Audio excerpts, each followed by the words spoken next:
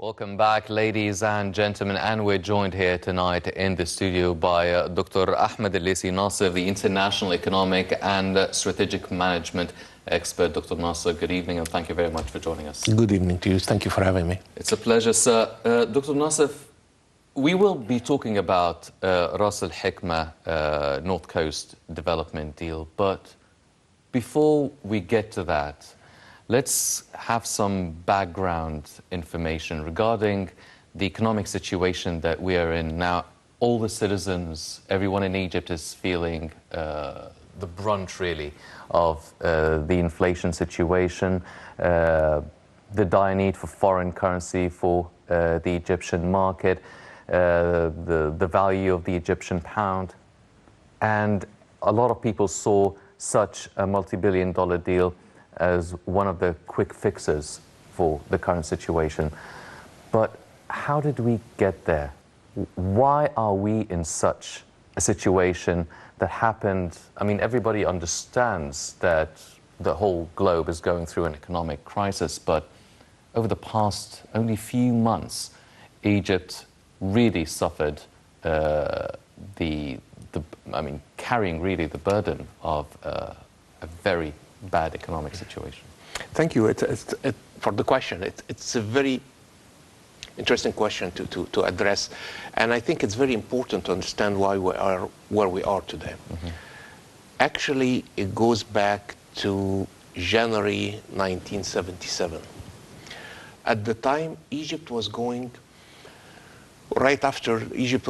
through decades of socialist economic systems, and we were aspiring to what was called at the time the open door policies, and some of it was good. Mm-hmm. The IMF stepped in and he gave some directions, if you want, to the Egyptian government at how we should manage the economy, and that was like a new beast altogether, because we've never, probably since the 50s or the late 40s, the Second World War more or less, we never really managed an open market economy. Mm-hmm. I don't want to use the word capitalist, because even today we're not in a capitalist economy. So what happened at the time is that there was some minor steps that were taken. They were faced with a major reaction, socially speaking. Mm-hmm. It was the time of President Sadat, and that was too alarming. I mean, that's a totally personal opinion. Was not managed properly, and they revoked the decisions. And from 1977 to almost 2016, to be very, very fair, we were financing and we were supporting the subsidizing, if we could say, the cost of the currency, the foreign currency. That was not the real cost of the currency. At the time, if you want to talk a little bit about the history, the late President Mubarak was the vice president of President Sadat, and he saw the turbulence that the system and the government went through. And for all this period, about 10 years of President Sadat's time, and then almost over 30 years, almost 40 years, Egypt was subsidizing the price of the foreign currency, which means that instead of subsidizing, as that exists all over the world at different rates and different systems, but in every single country in the world, you have a system by which you subsidize the poorest segments of the population. So we, instead of doing that, we started to subsidize the price of the currency, which meant actually, just to bring it to the non-specialized in the field, is anything, no matter how luxurious or how trivial you are importing, is it Swiss chocolate or French cheese, you are actually subsidizing this, because you are subsidizing the price of the currency that you bought these items with. Accordingly, actually, the economy was depleted. Mm-hmm. And as we if that decision of 1977, you know, we moved the price of the currency a few piastres every year. In 40 years, we would probably end up more or less where the prices were of the currency, but it would have been such a smooth transition that nobody would have felt any change, you know. Unfortunately, that did not happen. We used and we benefited for all this period from a lot of support from our brothers in Saudi Arabia, in the UAE, and other friends in different countries, and mostly in the Gulf. But all of this was going to subsidy into weed, subsidy into, you know, things that were consumable. People consumed it, and the subsidy evaporated. Yes. So nobody thought strategically. Now with the administration of President Sisi, for the first time, I think, in a very long time, we're thinking strategically about this. We're trying to invest something to bring money in. You know, it's almost a cliche, but we're trying to teach people how to fish rather than give them the fish, Yes. you know, more or less. This is the long answer for your short Yes. question. Well, queuing in now the Rass El Hekma North Coast project. Now Egypt quite recently signed the multi-billion-dollar deal with the UAE that should, all in all, amount to $150 billion in investments in this area, which is 170 kilometers west of Alexandria to Matruh, 220 kilometers. Now, it's such a big project that would immediately have about $20 billion within 2 months direct foreign currency investment into the Egyptian Central Bank.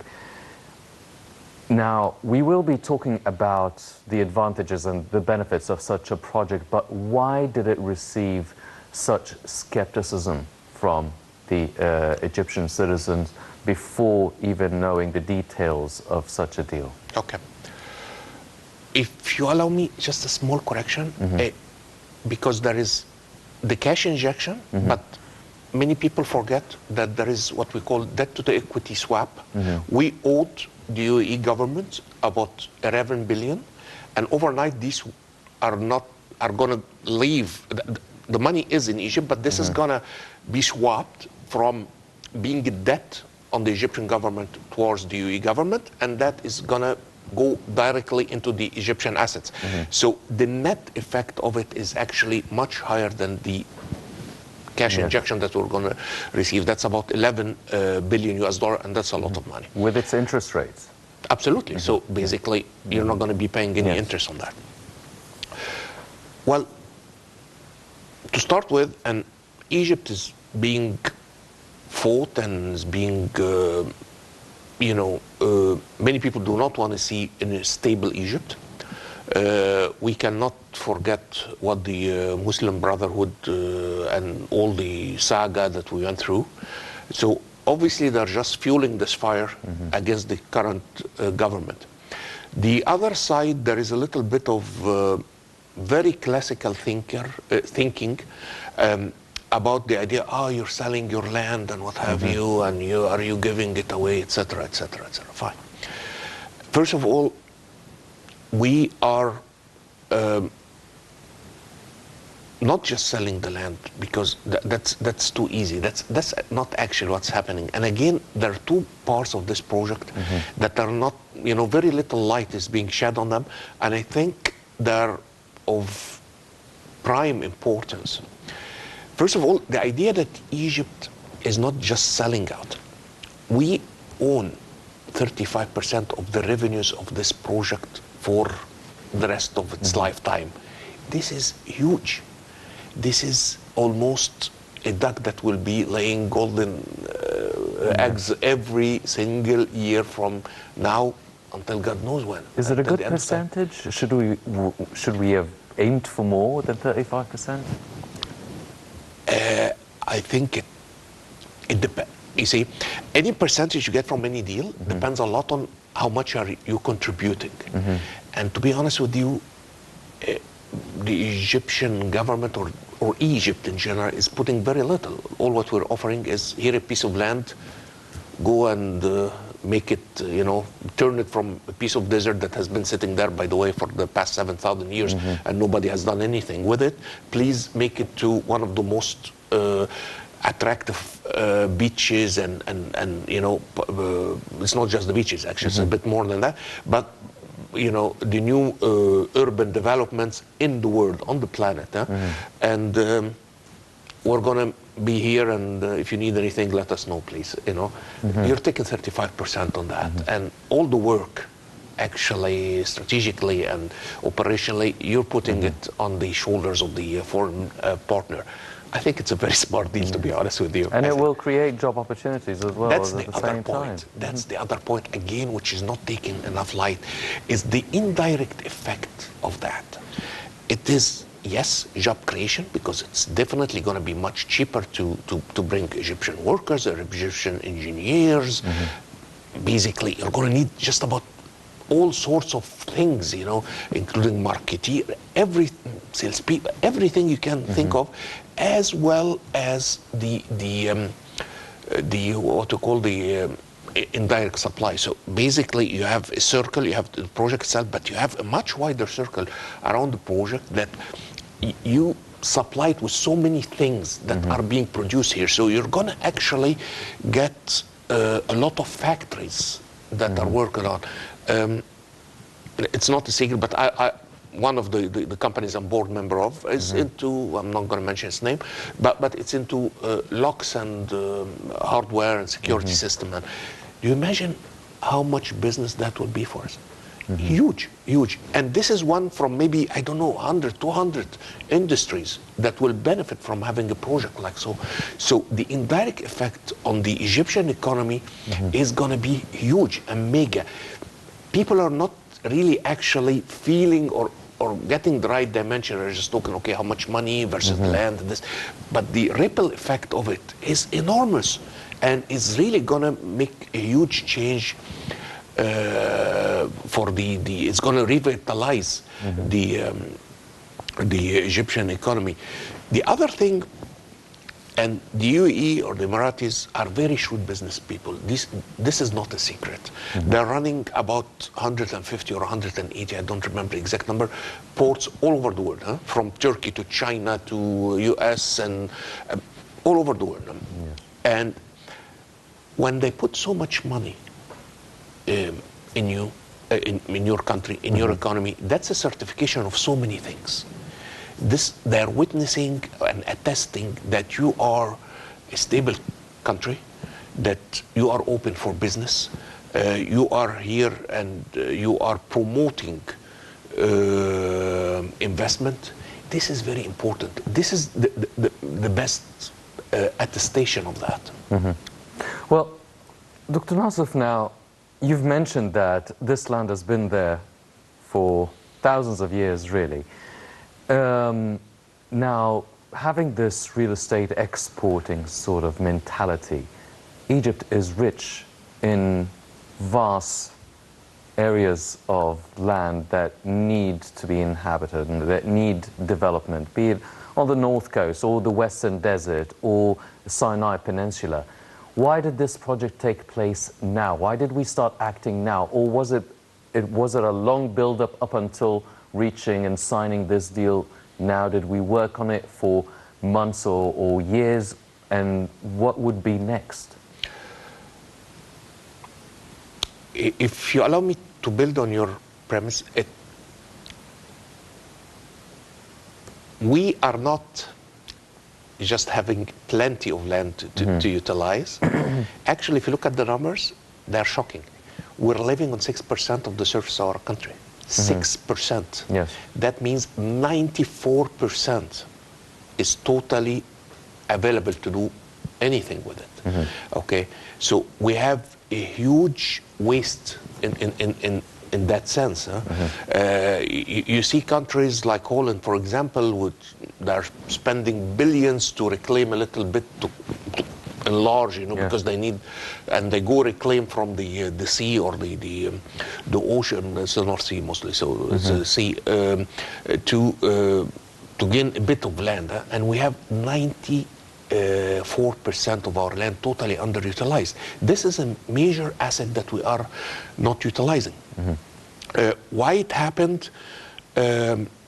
I think this goes back to the old rule of management. Out of each crisis, there is an opportunity. And I think what forced us to really work in that direction is we really needed to think big. And we had almost a crisis that we all know because of Corona, because of the Russian-Ukrainian war, which doubled or tripled the price of the strategic goods, wheat and sunflower oil and fertilizers and what have you. And that did hurt us quite a bit. Yes. So I think this is the opportunity that came out of this crisis, and I think the government jumped on the opportunity. They had a lot of courage. They took very bold decisions, but this is the only way to evolve and develop. If you stay within your comfort zone, you don't go far. You know, they broke some norms with that deal, and I hope it's not the only deal. We have plenty of such deals that we could use and realize. And I heard, I have no direct information, so I heard probably from some media and what have you, that there is going to be one or two other similar deals around the corner, and that will be brilliant. Again, same, maybe it's not as big, but even if it is a third of that, that's still huge. And again, it will have an indirect ripple effect on the Egyptian industry, almost on every sector in the economy, and it's going to generate, and this is the thing I love about this deal, it's generation of tourism. If we look at the numbers of tourism or tourists that come to Egypt, it's really modest. I mean, if you compare ourselves to Thailand. Thailand has about 60 million tourists a year. 60 million. We're at 10, 12 million, give or take. So we're talking about 1/5. You have coast, North Mediterranean coast. You have Red Sea. You have a third of all the monuments and the historical sites of the planet are on your land, and you are 1/12. 1/6 of a country like Thailand. Something is not clicking, and I think what is not clicking here is the infrastructure. We don't have the development, we don't have the attractions to generate that tourism. The old-fashioned tourism that we used to do is like, you know, you show a camel and the pyramids in the background. This is, you know, when people have on their bucket list, you know, I want to, you know, I saw the pyramid, I came to Cairo for a couple of days, and there is not what we call, using the term of business, repeat purchase. People do not go and come back, and people do come back, and you have repeat purchase in tourism when you're offering a leisure and basically a pleasurable experience. So people come once and twice and thrice. People are not interested to see the pyramids, which is brilliant, but they don't want to see it 3 times. But yes, I want to go and sunbathe and party and have good food and relaxing thing in a very nice atmosphere. Almost every year if I could. Okay, nobody wants to see the pyramid every year. Maybe once in a lifetime, maybe twice, but that's about it. So the idea, what sort of tourism are you generating? And I think this is huge. The other thing is also the tourism markets that we are targeting. People, for example, all of Arabian Peninsula are very known to have extreme weather in summer. Again, they could always come to see the pyramids or the monuments or the temples or what have you. But you know, they want to spend 3 months somewhere else away from home because it is almost unbearable in terms of temperature back home. Offer that. So instead of the tourist to come and spend, I don't know, 4 or 5 days to see a few temples and the pyramids and the sound and light and some museums, he comes in and spends 2 months. if you now are going to look at the spend per head and that sort of thing, you're taking your tourism industry to a totally new level. And this is the beauty of such a project. And this is why, again, it is not about giving the fish, because this is what happened for 40 years. Our brothers there were helping us. But then what? We took it, we subsidized the cost of weed and the cost of electricity and petrol and so many different things, and finished. Yes. And another day you need another fish. But now we are building a machine that will continue to reproduce. Again, and that's again a very personal opinion, I think it is very good that we have the North Coast. We've built some what we have today in the North. That's okay. But I think it is, in my personal opinion, a huge waste, because people really use these houses for a mediocre period of time. Talk to anybody who has a house in the North Coast, and they all will tell you the toughest part of the year is the first 2 weeks when I go back after my house has been closed for 8 months or something, and I find a problem here, a problem there, a window broken, and I need to spend a couple of weeks at least to fix it so it becomes livable again. If you have hotels like Tunisia, for example, is very, very smart in the way they're doing it. They have coastal cities, and they're very reasonably priced, good value for money, and people go, you enjoy yourself in the hotel, and then you close the door, you pay your bill, and you go home. You, worry-free, you know, you don't have to worry about anything. And I think that's a huge opportunity for Egypt to do something similar, as well as we're going to become, you know, we're multiplying by almost a rate of 2.2 or 2.5 million a year. Which means that every 2 years we create a country like Finland. It's almost scary, but this is reality. So we need places for people to live in, and the North Coast is a huge area where we could do that. Well, ladies and gentlemen, this is one way to actually deal with an economic crisis that the whole world and Egypt included is going through. Also, Egypt is really focusing and trying to boost the involvement of the private sector to help reinvigorate the Egyptian economy. Let's check out this report and we'll be right back.